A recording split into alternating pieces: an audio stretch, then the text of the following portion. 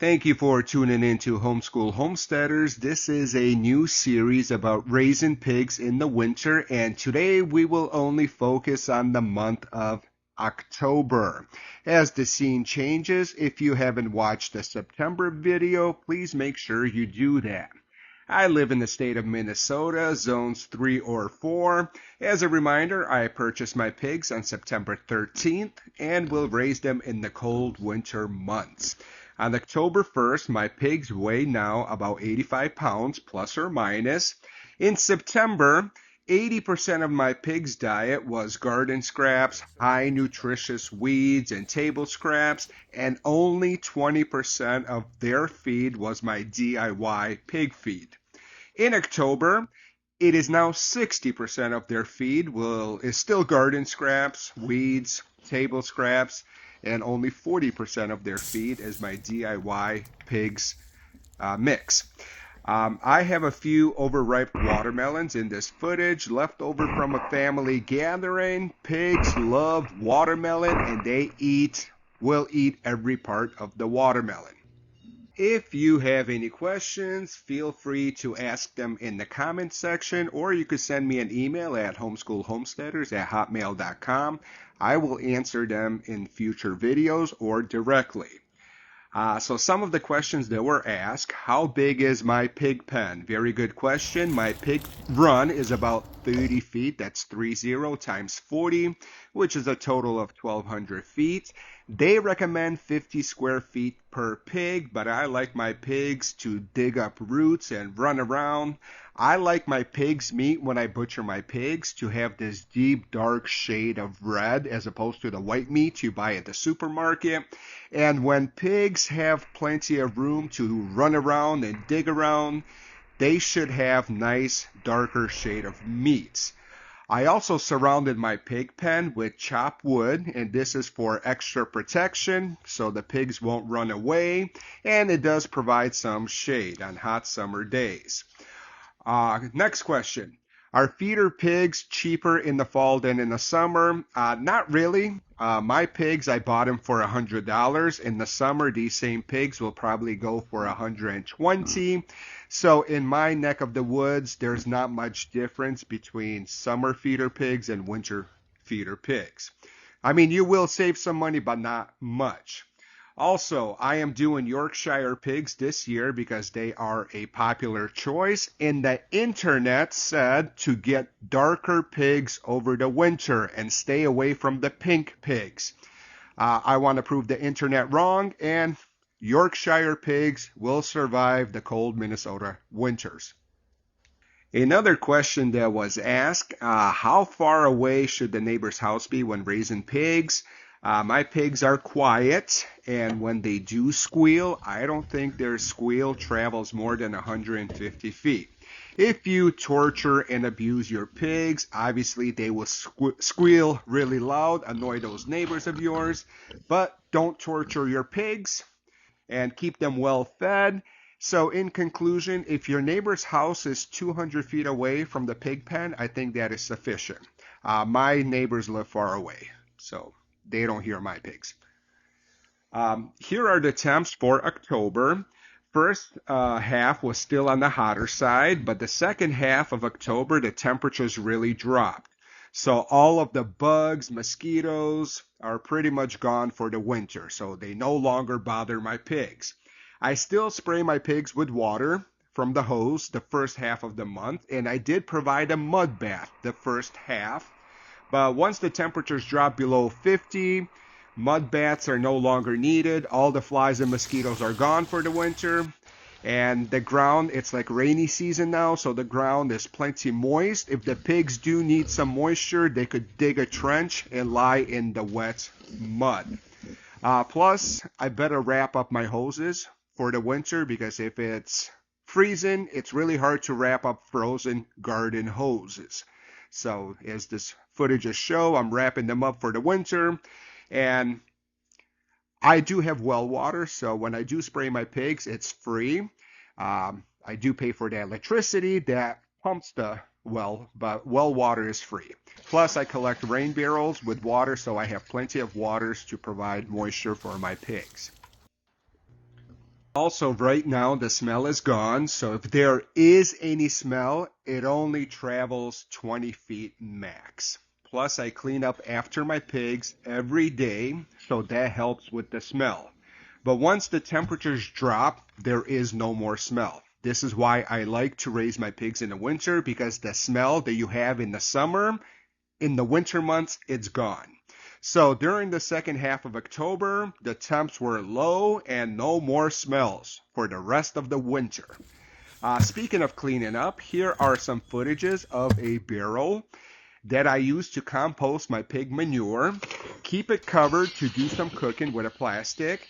And this barrel will only fill up about 21 days of pigs if you clean up every day. So you will need spaces to keep the pigs manure, because a 5-gallon bucket every other day is filled up with pigs manure.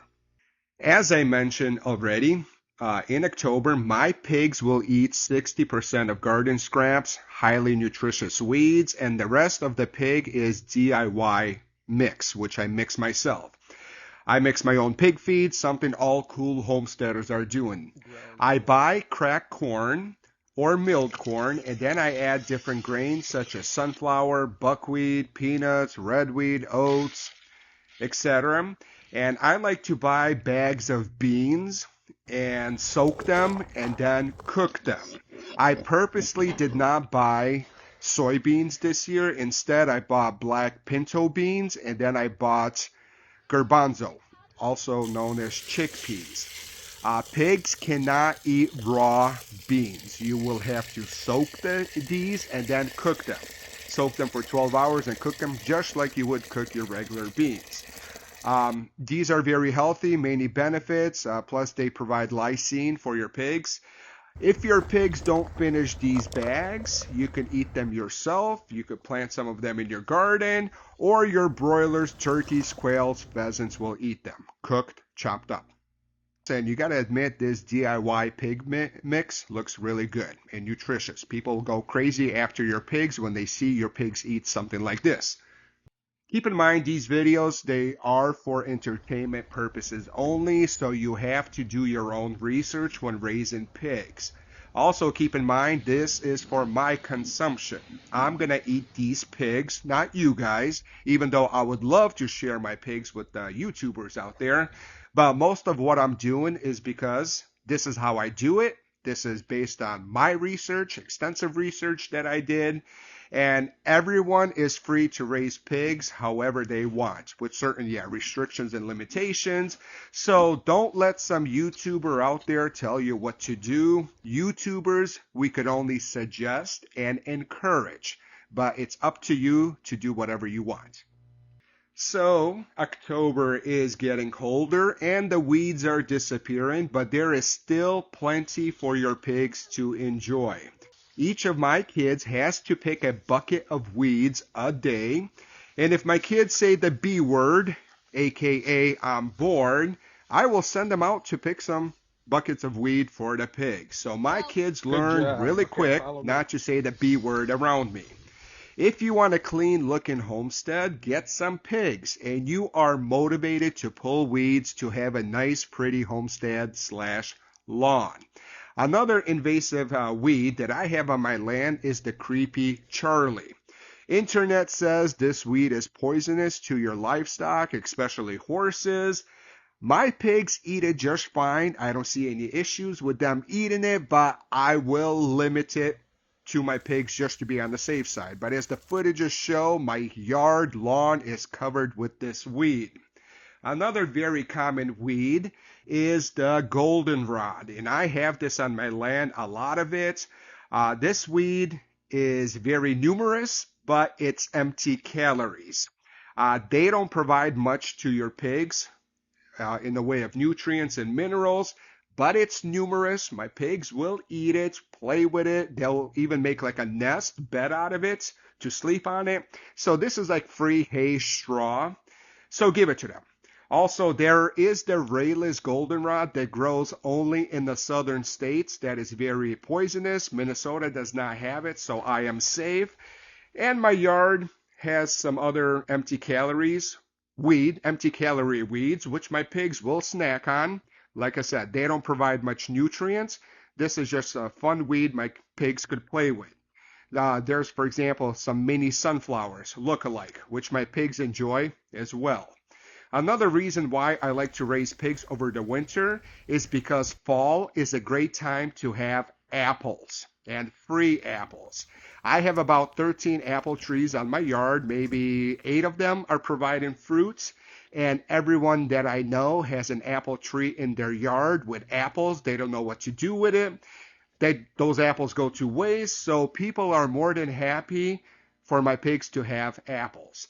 I actually have so many people offering me apples that I have to turn them down. I don't even know what to do with all the apples. So apples are free in the fall. You could get your hands on a lot of apples. Also, crab apple tree. Here's one that's on my land.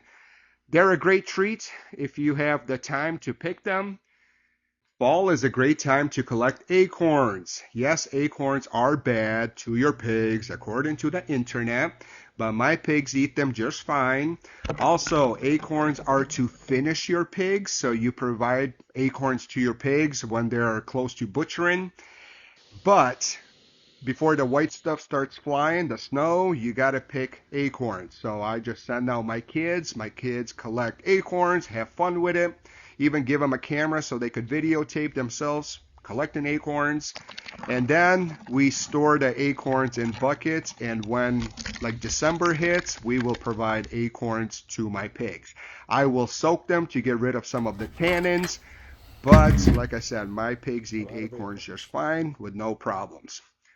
Radishes grow within 40 days. Plant them September 1st. October, you will have radishes. Pigs love them. I also love it when my pigs eat turnips. They give off this satisfying crunch when they eat turnips. So I like to provide turnips to my pigs. Plus, I grow them. Here is a nice dish made up of root vegetables besides the cabbage and the apples. And my pigs have a nice salad, mostly made from root vegetables. And I feed this from time to time to my pigs. Also, pumpkins is an ideal October food. Everyone is growing pumpkins, selling them in October, and pigs love pumpkins. Every part of the pumpkin is edible and provide calcium, phosphorus, energy to keep your pigs warm, especially in the fall.